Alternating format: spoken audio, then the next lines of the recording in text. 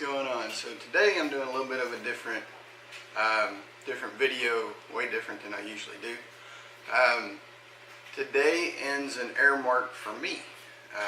After 14 years, I have resigned from my position, and I will be going and working for another company. You know, they always say there's two things in life that's certain: death and taxes.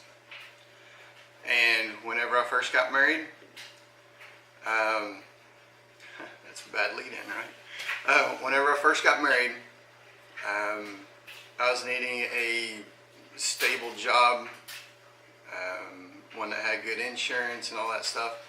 And so I decided to go work for the Oklahoma Tax Commission.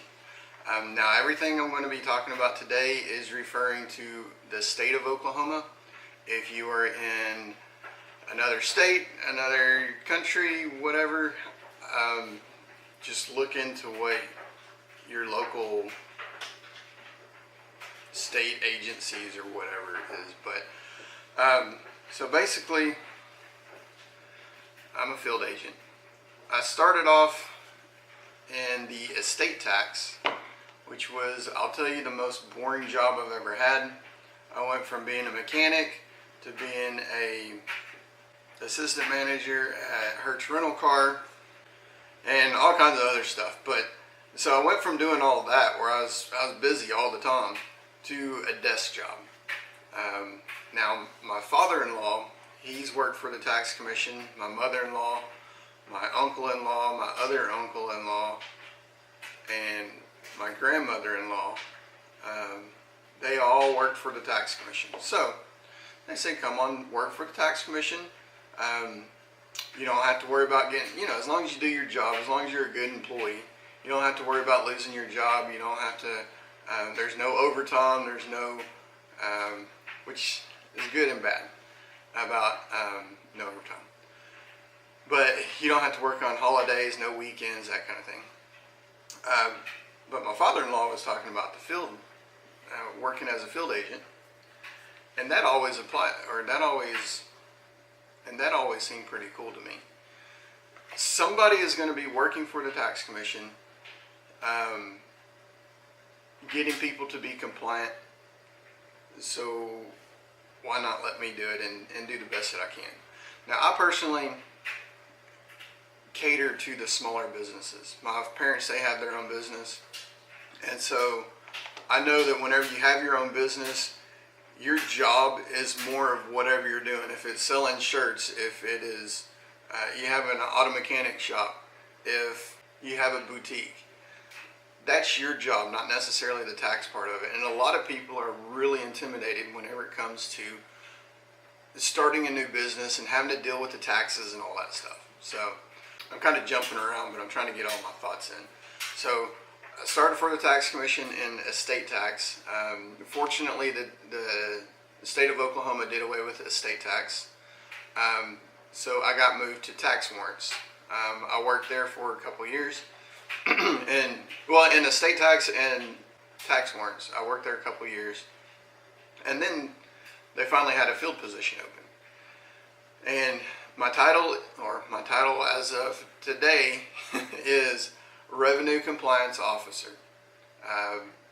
and that's it. I'm a field agent. That's what I do. So there's a whole bunch of stuff that comes along with this job. Now, I will say I absolutely love this job. I like helping people out. Obviously, that's why I do all these videos. It's not for me. It's more for people that's watching. I gotta say, that's one of the things that's kept me here the longest, is me feeling like I'm actually helping people out. I understand times get rough, you have a bad CPA, or you have employees that steal from you, or just time gets away from you and you don't get a chance to file the sales tax, withholding tax, and all that. You get behind, you get in trouble, you get penalty and interest and all that. Not good. But as a field agent, that's kind of where I step in. I usually tell people, I'm here to keep you away from the legal division. That's kind of my main purpose. So whenever you first open up a business, you get registered with the state, with the health department. It kind of depends what you're doing. But anyway, so once you get registered with the Oklahoma Tax Commission with your sales tax permit, we'll take that, because that's probably like 90% of everything that I do is dealing with sales tax and withholding, which is withholding for employees. So you get your sales tax permit. Me as a field agent, I will get a notification, a work item. And a couple days have passed, and there's one pretty important thing. I'm sure there's several things, but one really important thing that I left out that I want to make sure that I get across. That's going to be a power of attorney, a POA. With the confidentiality laws and all that stuff, it is very vital that if you have anybody other than you dealing with your account, messing around with your account, if it's a CPA, if it's an employee, if it is even your spouse, if your spouse isn't listed on your account, but they're the ones that's filing for you, it's very important to get that POA. So with having that POA, that allows us to talk to them if we have a question, or if you guys have a question, you can call and talk to the tax commission. Without that POA, you're not able to do that. Even if, let's say that you had cash in your hand and you drove down to the tax commission and you gave it to your spouse to pay that, I don't agree with it, but they will turn you away even if you have cash to pay if they're not on that account, because they cannot talk to you about the account. They cannot do anything to your account. And again, if you have a CPA, make sure you have a POA for them, because again, your CPA, they're the ones that's going to be filing all the taxes and all that stuff. So if there's a question, normally if I come to a business and they're like, I don't know, my CPA takes care of that, well, it's kind of a dead-end conversation. You don't know what's going on with your account, so I can let you know this is what our system's showing, and that's about it.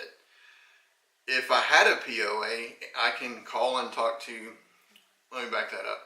Normally, if we have a POA and you have a CPA, I recommend that they call us.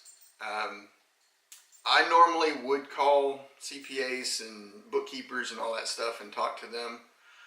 But a lot of field agents, it kind of depends on their area, because sometimes they can be super busy and they have a big area that they have to take care of. They may not get a chance to call your CPA. So it's important to have them call us or shoot us an email or try to get in contact with us that way. Anyways, it's important to just have them contact us. Again, we're trying to get you out of trouble. Once we visit you, you kind of already know you're in trouble. So you got to take the horse by the reins and take it from there.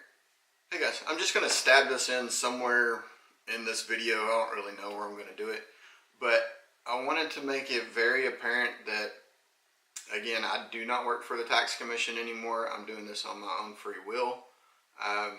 Laws may have changed between now and the time that you're watching this. This is only applicable for the state of Oklahoma. And this is more of a guide, or I don't really know how you want to call it, but just kind of to give you an idea what a revenue compliance officer, the field agent, and again, there are some other things that field agents do, but that's kind of the main broad spectrum of what we do. So, all right, let's get on with the video.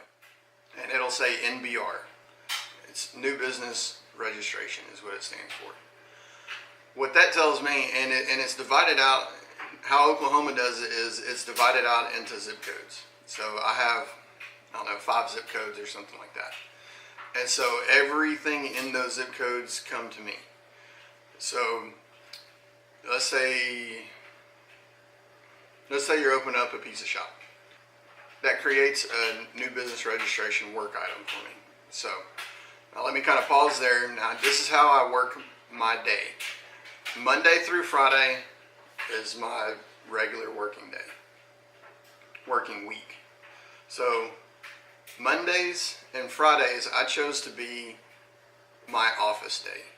I work out of the house, so on Mondays I'm going through all the new accounts that came through the weekend, and I'm kind of sorting them out to which is most important to least important. But during Monday, I'm getting everything ready to go out in the field Tuesday, Wednesday, and Thursday. Friday, I'm basically following up on everything I did out in the field, missed phone calls, research that I have to do for the other businesses that I've stopped at. So I'll get an MBR, I'll come and visit you, and on these, whenever you start a new business, and again, I don't know how other states do it, but your field agent is one of your biggest allies. Again, we are here to keep you away from the legal division, keep you up and current and all that. If you have questions, concerns, if you hear about a new law coming in, or if you hear about Joe down the street that's talking about something happening or whatever, contact your field agent. That's what we're here for. But yeah, basically we're here to get you started off on the right track if you got any of those questions. And something else that I always emphasize is don't hesitate to ask. If you think it's a dumb question, again, like I said before, your job is this pizza shop. Your job is this clothing store, not necessarily the tax. Now, you should be aware of the taxes, but I understand that. So again, if you got questions, don't hesitate to ask us. So I'll come out and visit you. And basically, I'm just checking out, one, to see if you have the permit, and well, one, to make sure that you need the permit. In Oklahoma, service is not taxable. So if you have, say, a dog grooming store or a dog groomer, the grooming of the dog is a service, so it's not taxable. But if you're selling leashes or doggy outfits or whatever, those are tangible items and they're taxable. So I'll confirm that you do need a sales tax permit. We'll go off of the doggy store. So I'll come out, I'll look around. Yeah, you have leashes and dog treats and stuff like that. So okay, you need a sales tax permit. Also, you also tell me you're doing grooming for dogs and all that stuff. So that's another thing that I kind of check off. I check and see if you have employees. Employees have to work over 40 hours a week. They have to come in, clock out, that kind of thing. Not contract labor, nothing like that. Or if it's family, they have to be, immediate close relatives. So if you have employees, then we'll make sure that you have a withholding account as well. Now, let's say that you're selling wine, because some people want to sit around and drink wine while their fluffy dog is getting groomed or whatever. So we'd have to have a mixed beverage account. So there's a lot of things that we look for whenever we come in, and it's not one of those, I caught you. It's one of those, okay, this is what the law is. Let's get you current. Let's get you legal. So down the future, if anything happens, you can't say, well, I didn't know about that. Because if that happens, you can get back taxed for all that stuff that you missed out on, that you should have been doing, because ignorance of the law is bliss. So again, for Oklahoma, and this is as of February 8th, 2019, whenever you first get your sales tax permit, you're on what we call probation. So for the first 6 months, you're on probation. That one tells us, yeah, you do need a sales tax permit. Two, it also kind of lets us know about how much money you bring in sales tax. So let's say that you do the dog grooming thing and you don't really sell a lot of the leashes and all that stuff. So after the first 6 months, let's say you only had like $300 in sales tax or $200 in sales tax. Well, after that first 6 months, you can request to get switched over to filing semi-annual, which you only have to file twice a year, or quarterly, which you only have to file 4 times a year. Or you may be doing really good and selling like $2,500 worth of sales tax a month, and then we'll have to make you file estimated return basically twice a year. that kind of sucks. But you know, in 2 months you could be down $5,000 easily. The other thing we'll do is we'll also check and see if you have coin operated device. If you own the device, then you will have to have a decal sticker. Not that big a deal. It's good for a year. You don't charge sales tax on the individual items. Or if you have a vendor that comes in that fills it up, we just make sure that your vendor has the decal sticker that they need. So anyways, on that probationary time, if you fail to file, if you file zeros, so here's kind of another thing. Whenever you first start your business off, you may get your sales tax permit a little earlier than you needed to before you actually opened or before you started having sales. So basically what you do is you file a zero. That lets us know that you didn't collect any sales tax, not that you collected millions of dollars in sales tax and now you're leaving the country. We don't know what you did in sales until you actually file your return. So if you're filing all zeros during that first 6 months, your account, or if you file all zeros, if you missed anything, if you didn't file anything, or if you have a balance during that first 6 months, your account automatically gets closed. That's more of a precautionary thing, so you don't go years with all these issues and then having to try to catch up and all that. Another thing people do is they will get a sales tax permit and things don't work out for them. They're trying to get a certain location, a business loan doesn't happen, or whatever. So things just happen to where the business never opens up. Well, a lot of times the account will just go non-used for however long. This 6-month probation will catch it within the 6 months, and then we will try to call and make sure that you don't need it, make sure that you're not having issues filing or whatever. But if we need to, then we'll close the account down.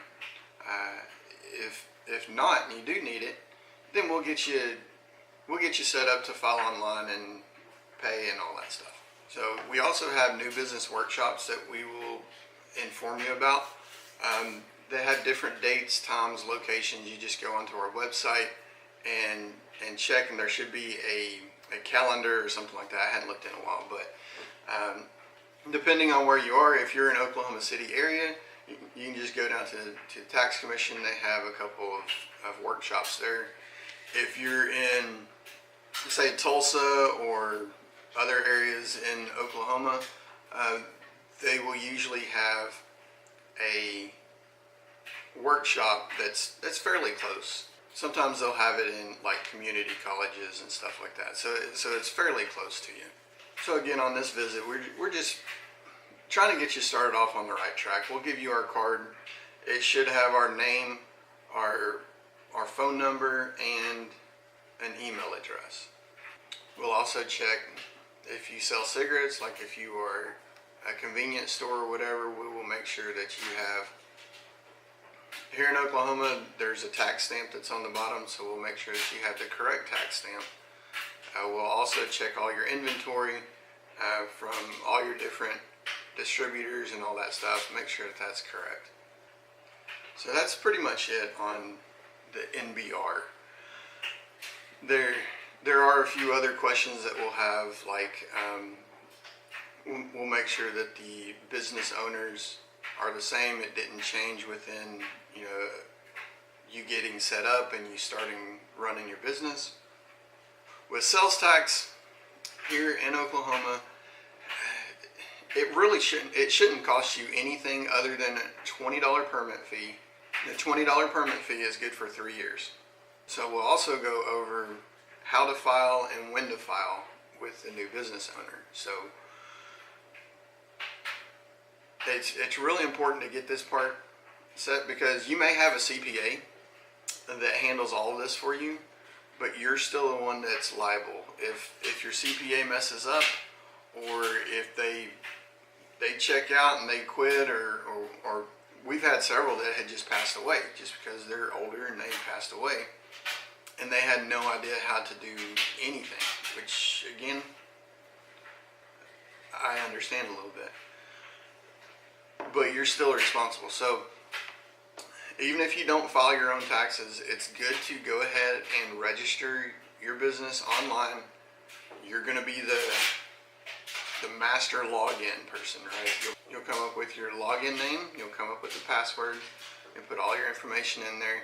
Anyway, so that's how you log in. So each and every month you go in and you'll scroll down, you'll click on whatever account you want to mess with. If it's waste tire tax, if it's mixed beverage, sales tax, withholding, whatever. So again, we'll just stay on sales tax. You click on sales tax and then you'll just file everything that way. So sales tax is due on the 20th of the following month. So for February, whenever you actually go to file February, you're actually doing that in March. You're filing from the first of the month through the end of the month.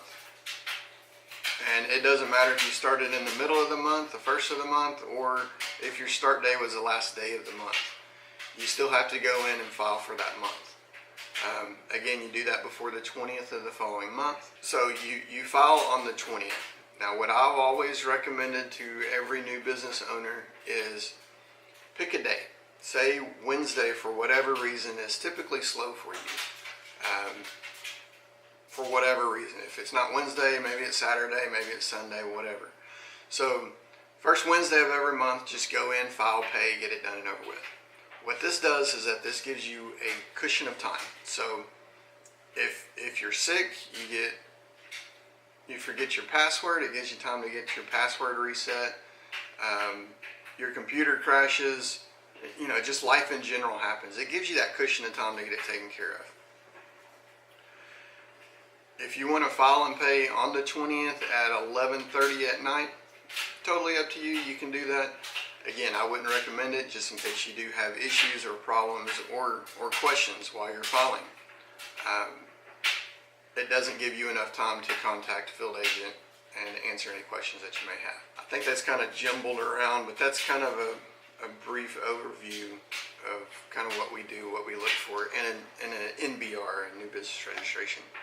Something else that I do, you had the whole life happens thing, employee ran off with $10,000 of your money, or the person that you assigned to file your return hasn't been doing it for whatever reason. So you go into what we call a warning stage. This is a Senate Bill 1984.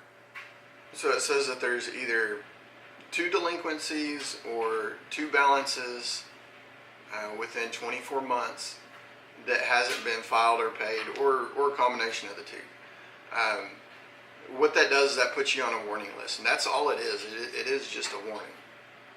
It's letting you know, hey, we don't have this report. Go ahead and get it filed and paid and done and over with. So warning stages. At the beginning of the month, our computer system runs through everybody. If you had the 2 delinquencies, it gives the field agent in that area a work item. It's called a BCC work item. And that stands for Business Closure Collection. I'll come out and visit you at the beginning of the month. This gives you the longest time to get caught up because you have till the end of the month to get everything current.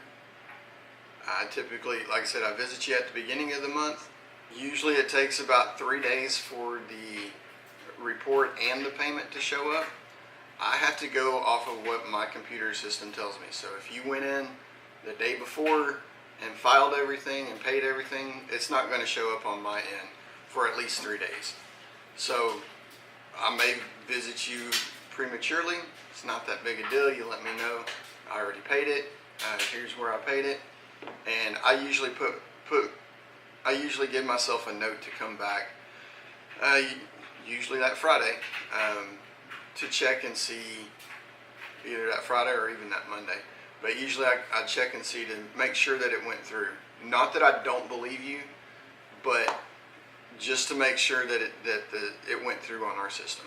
So that's about it as far as warnings go. Like I said, usually at the end of the month I come back through just to make sure Again, things happen.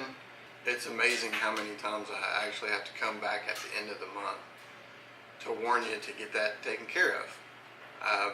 Because let's say you don't do anything, the next month comes around, you still have those delinquencies or those balances.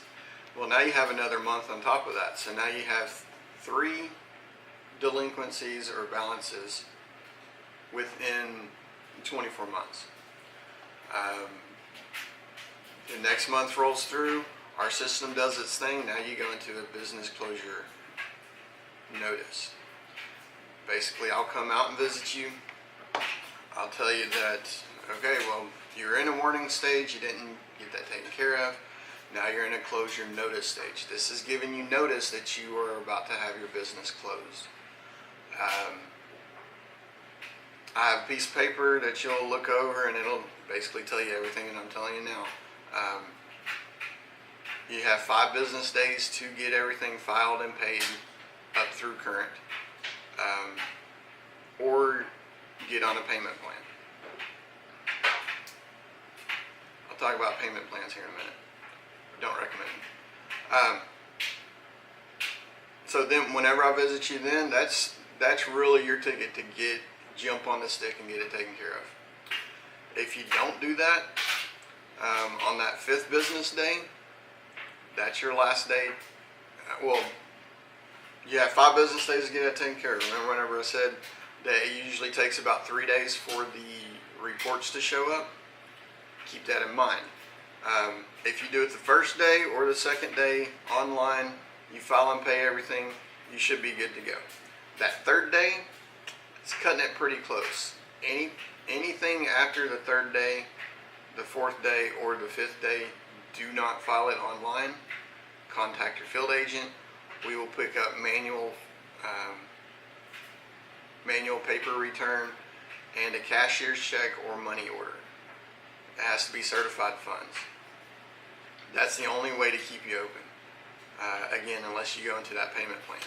So that's on the 5th day. On the 6th day, I'll come back out. I have to go that morning on all closure days. I will look at my report. If it says that you're current, then I'll probably come out and visit you and let you know that you are current, so you don't have to worry about it anymore. Or I'll tell you, all right, well, it's still showing that you have a balance. It's still showing that you have a delinquency or whatever.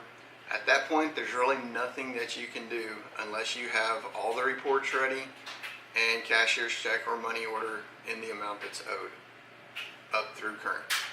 Because let's face it, you had those months to get it taken care of, and then last month you had a whole month of warning to get it taken care of.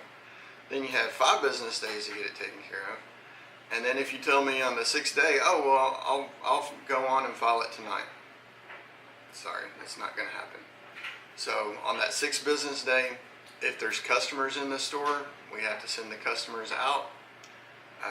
All employees have to go home. The doors have to be locked and the business lights turned out. And I have to post this big, ugly yellow sticker on your door. Here's this big, ugly, bright sticker that everybody can see. And if you have more than one door, we have to post it on every single door. Since the Senate Bill 1984 came out, these are a whole lot less likely because you do have so much warning and everything. I'd say since this came out, I maybe have had to close 5 businesses, maybe, something. But most of those are businesses that were on the brink of closing anyways, but I maybe have had to close about 5 since this has come out, and it's been several years. So business closures don't really happen, especially since I try to come out and visit you so often. I'm not there to harass you. If you don't want me to come out, tell me. I won't come out. I'll put it all in your hands. It's all up to you anyways. You can lead a horse to water, but you can't make him drink, that kind of thing. I'll come out and visit you, but if you're not going to do it, I can't do it for you. I work for the tax commission, so I don't make enough to pay it for you, so it's kind of up to you. Plus, if you're late, you get charged penalty and interest. So penalty and interest is based upon the sales tax. Is based upon the tax that is collected. Doesn't matter if it's waste tire tax, mixed beverage, withholding, sales tax, medical marijuana, whatever. Doesn't matter what it is, but it's based upon the tax you collect. So on that, you get charged 10% penalty on the tax you collected. That's basically a one-time fee. And then interest is 1.25% per month. So the easiest way to figure that out is figure out how much sales tax you have, figure out how much tax you have, multiply that by 1.25%, and then if you're 3 months behind, multiply whatever number you get, multiply that by 3. There you go. That's how much you owe. So that's kind of the main part of my job. Again, I really enjoy this.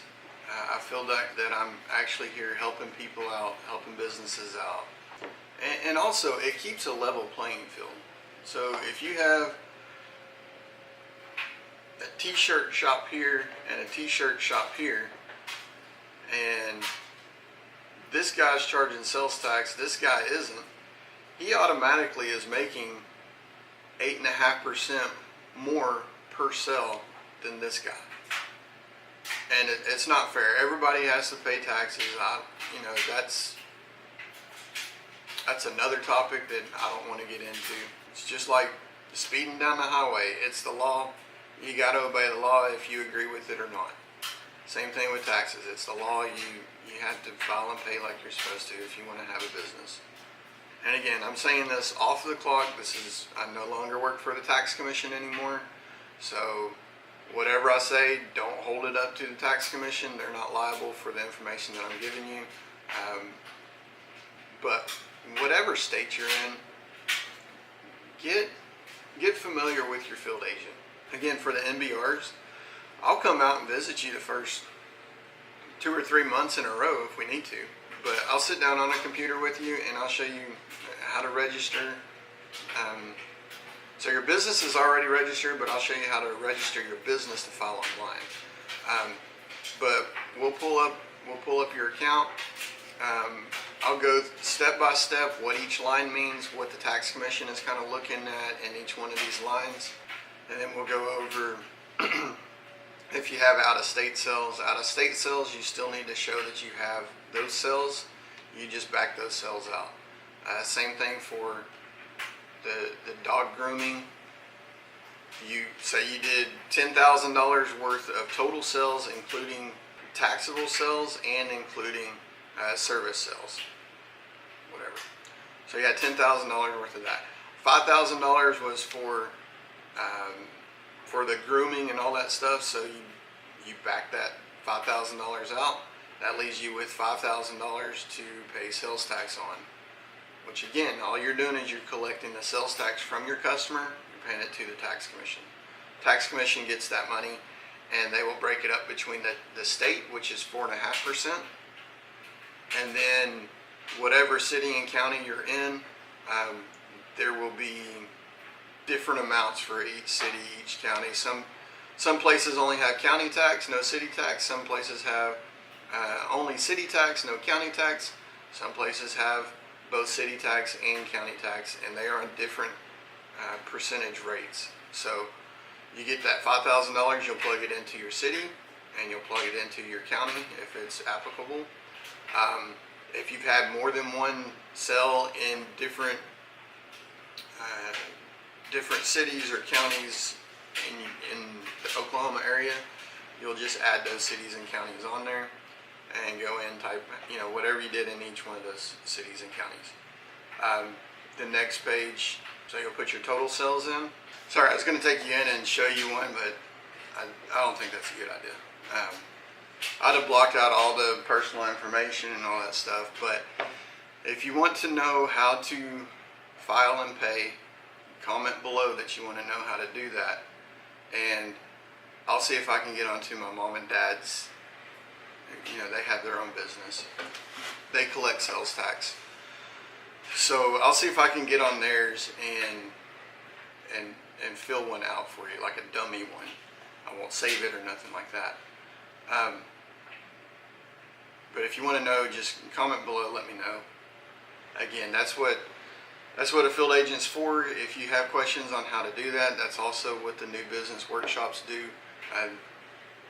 I don't think they go in as much depth, but if you have questions, you can always ask them. So the other thing as a field agent, what I will do, let's say that I got caught up on all my NBRs, I got caught up on my warnings and my notices and all that stuff.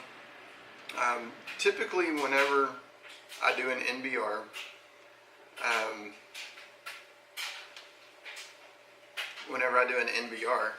there's typically a business to the right or to the left of that business. Most of the time. Sometimes you'll get out in industrial areas and it's just not feasible. So what I'll do is after I see that person, and that's another thing, I set myself a goal of seeing at least 10 people a day. Which at times seems a lot, and at times it's nothing, because sometimes I can go into a business, I can be in and out in 5 minutes. I can be in and out in 5 minutes, no big deal. Sometimes I can go into a business and I'll be there for 3 hours because we're having computer issues, the taxpayers having problems finding the reports that they need or getting logged into another computer system that they need or whatever. And just sitting down and talking and explaining everything, and getting caught up on several different months and all that. So it varies. I can be in there really quick, or I might be in there for most of the day. So whenever I go into a business for a reason, which is, the NBR warning, whatever, I'll go in there, and then I'll also go into the business to the right or to the left, and we do what's called a compliance survey. So a compliance survey it's kind of busy work. I don't really agree with it, but kind of busy work, kind of cleanup work as well. So I'll go in and I'll look and see if you have a sales tax permit. If you have a sales tax permit, I'll look it up, make sure that you're current on everything, make sure you need the permit, check for coin operated device. Again, if you own it, I'll make sure that you had the decal. If you have a vendor that owns it, I'll make sure that they have the decal. If the decal's not on there and you're the owner, I'll give you an opportunity to buy the decal. If not, I have to put a sticker on it. It seals the machine. It's a $100 penalty. You still have to pay for that decal sticker. Kind of a hassle, so if you have a business, make sure that the decal sticker is current. We'll put a sticker on there. I hate doing that, but again, it's the law. And you have like a whole year to do it. They also send out letters letting you know that it's getting ready to expire. So we'll check see if you have any vending machines. We'll check and see if you have employees. Make sure that if you do have employees, that you're filing your withholding. Again, we'll ask about how you take payment from your customers, if it is cash, credit card, debit card. Find out if you're using a Square card or if it's going through your federal ID number or whatever. We'll make notes on that. We'll check all the different types of business that you do to make sure that you have all the different tax types that you need. If you don't freak out about it. We'll just get you set up with one. It's not that big a deal. We'll also check ownership. So if you have an LLC, we will check and see if the members are current on our list, and make sure that that somebody hasn't ceased from a member, or that you've added people on or whatever to that LLC, as well as ownership. Make sure that the owners are still the same. So that's compliance surveys. I don't like them. That's my own personal opinion. I went into one not too long ago, and the guy was making, this is kind of another one about the perks of the job, is that you get to go into all kinds of different businesses. Like Peppy Tools, I did not know that they were here locally in Oklahoma City. Blew my mind. Worldwide tool company, and if you don't know what they are, they specialize in like jewelry making tools, real high quality stuff. But I found them out by doing compliance surveys. The outside of the building's not marked. Went inside and was blown away. The guy took me on a tour of his.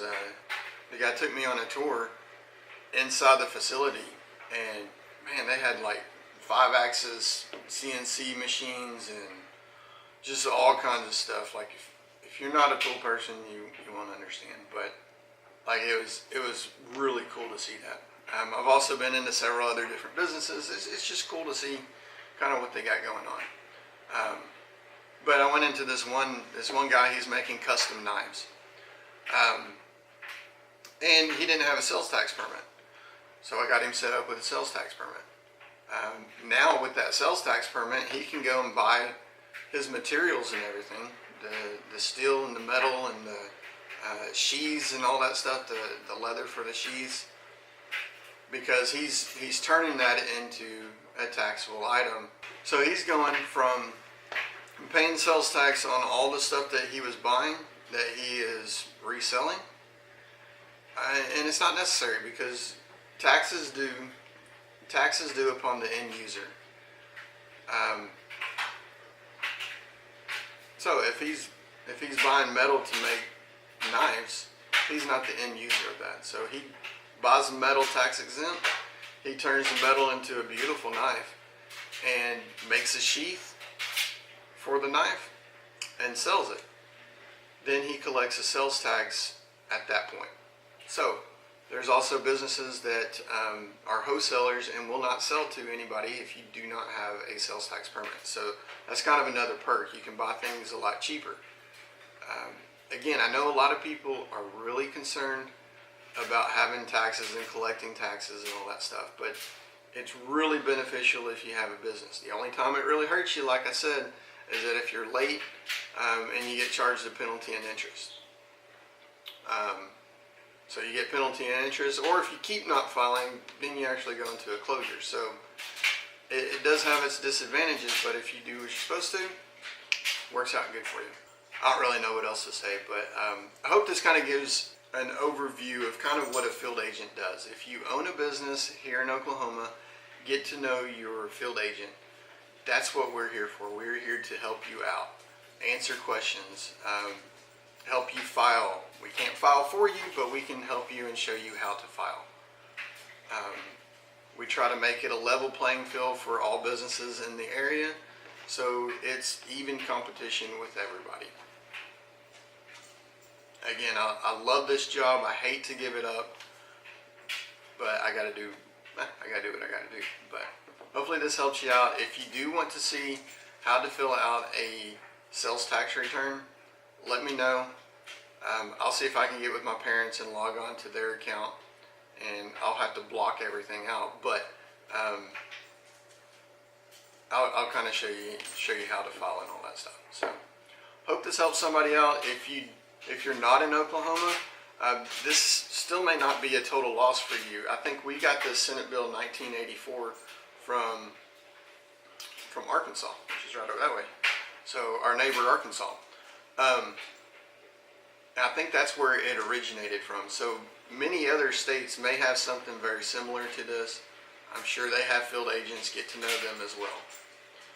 If you have comments, questions, post them down in the comments. I'll do whatever I can I'll do what I can to help answer what you have. Some may be too technical for me, but if I can find out an answer, I'll do that for you.